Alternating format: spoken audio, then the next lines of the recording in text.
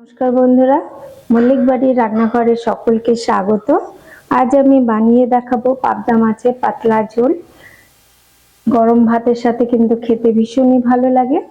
আর যারা লাইট খাবার পছন্দ করেন তারা একবার খাবারটা তৈরি করে দেখতে পারেন। আশা করছি ভালো লাগবে। তাহলে আমি কিভাবে তৈরি করছি সেটাই আপনাদের সঙ্গে শেয়ার করি। প্রথমে এখানে কিছু আমি পাবদা মাছ নিয়ে নিয়েছি, ভালো করে ধুয়ে জল ঝরিয়ে নিয়েছি। এবার এর মধ্যে দিয়ে দিলাম লবণ, দিয়ে দিলাম হলুদ, ভালো করে মাখিয়ে নেব। ভালো করে মাখা হয়ে গেছে। উনুনে একটা কড়াই বসিয়ে দিয়েছি, তাতে বেশ কিছুটা পরিমাণে সর্ষের তেল দিয়ে দেবো মাছটাকে ভেজে নেওয়ার জন্য। তেল গরম হয়ে গেছে, এবার মাছগুলোকে একটু ভেজে নেব।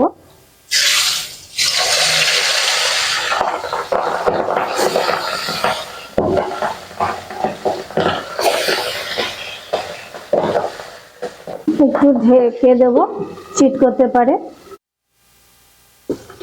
মাছগুলো একটু ভাজা হয়ে গেলে এবার উল্টে দেবো।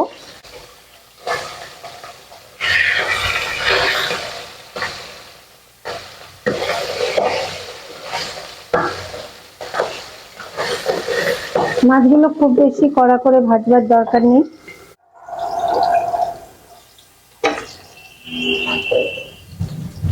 মাছগুলো ভাজা হয়ে গেছে, খুব বেশি লাল করে ভাজবার দরকার নেই, হালকা করে ভেজে নিলেই হবে।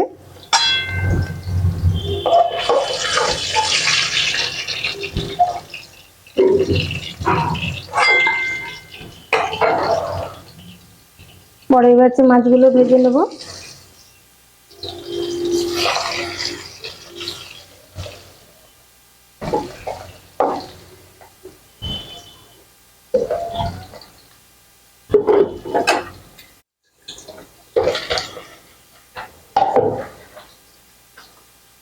মাছগুলো ভাজা হয়ে গেছে, এবার তুলে নেব।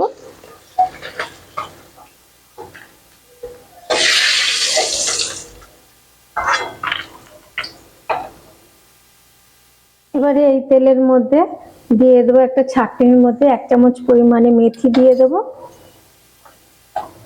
ফোড়নের জন্য দিয়ে দিলাম।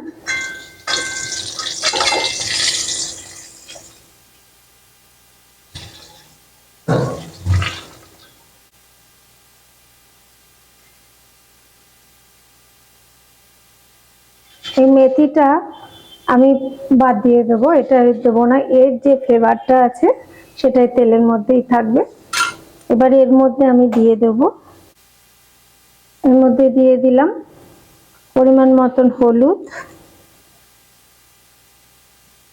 আর দিয়ে দিলাম লবণ স্বাদ মতো। এবার এর মধ্যে জল দিয়ে দেবো। জলের পরিমাণটা কিন্তু একটু বেশি দিতে হবে। জলটাকে একটু ভালোভাবে ফুটতে দিতে হবে।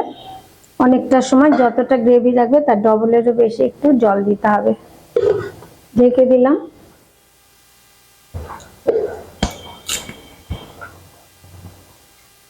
ছ 7 মিনিট ফোটার পরে ঝোলের একটা সুন্দর কালার চলে এসছে। এবার আমি এর মধ্যে দিয়ে দেব মাছগুলো, ছেড়ে দেবো।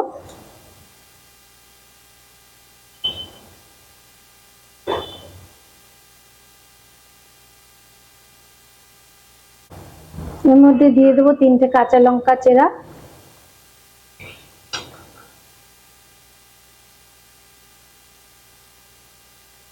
আর দিয়ে দেবো 1 চামচ ধনে গুঁড়ো।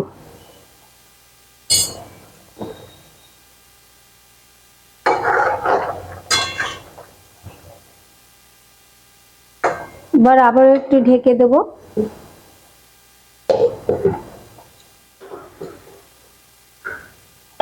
এবার দেখে নেব। এবার সব শেষে দিয়ে দেবো একটু ধনেপাতা কুচি।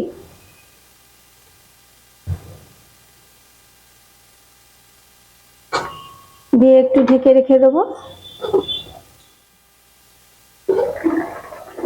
সম্পূর্ণ রেডি। এবার আমি নামিয়ে নেব।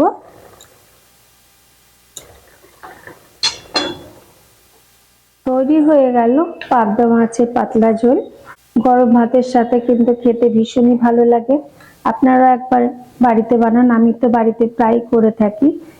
যদি আপনাদের ভালো লাগে একবার করে দেখতে পারেন। আমার এই ভিডিওটি যদি আপনাদের ভালো লাগে লাইক শেয়ার কমেন্ট করবেন, আর নতুন নতুন রেসিপির আপডেট পেতে আমার চ্যানেলটিকে সাবস্ক্রাইব করবেন, পাশে থাকা বেল আইকনটিকে প্রেস করতে ভুলবেন না।